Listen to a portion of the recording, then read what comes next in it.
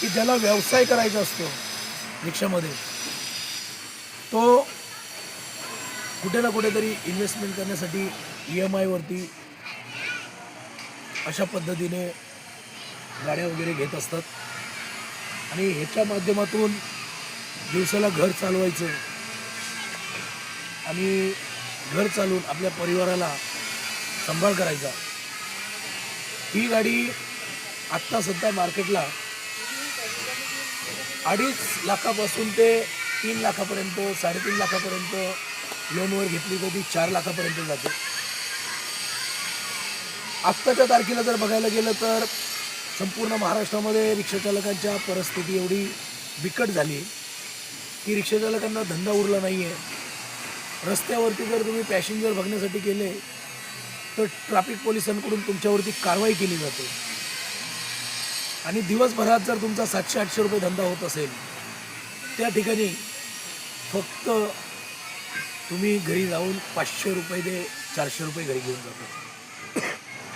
ह्या रिक्षावाल्यांनी करायचं काय, हा एक प्रश्न आहे.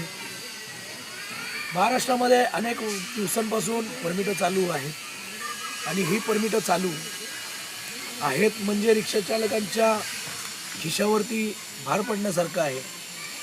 शासनाने सुद्धा लक्ष घालून परमिटं लवकरात लवकर बंद करण्याचं काम शासनाने करावं आणि कुठेतरी रिक्षाचालकांना दिलासा देण्याचं बी काम करण्यात यावं. भरपूरदा असं होतं की 3, 3.5, 4 लाखाची गाडी घ्यायची आणि जर रोडला धंदा नसेल, रोडला पब्लिक नसेल, रोडला गेल्यानंतर 500, 1700, 1800, 2-2 हजाराच्या जर पावत्या रिक्षा चालकांना होत असतील तर हा व्यवसाय कितपत परवडणारा जोगा आहे हे आपल्याला या व्हिडिओच्या माध्यमातून समजलंच असेल, या माझ्या बोलण्यामधून समजलं असेल. दर दिवसाला रिक्षाचालकांची कमाई होते 8,000 नाही, दिवसाला कमाई आहे फक्त 700 ते 800 रुपये या 900 रुपये. ह्या रिक्षाची कमाई आपल्या माध्यमातून सांगायचं जर झालं 700-800 रुपये आणि जो ह्या गाडीला लागणारा खर्च आहे तो रिक्षाचालकांना आत्ता तरी परवडणारा नाही.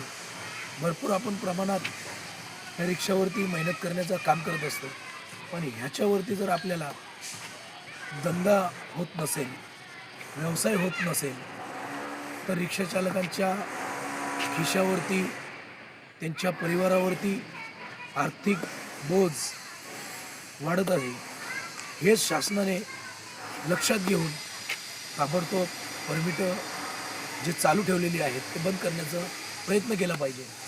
आणि महाराष्ट्रामध्ये जी संख्या आहे रिक्षाचालकांची ती लाखोंच्या घरामध्ये संख्या आहे आणि ही संख्या कमी करण्यासाठी पहिली गोष्ट परमिटं बंद केली पाहिजे.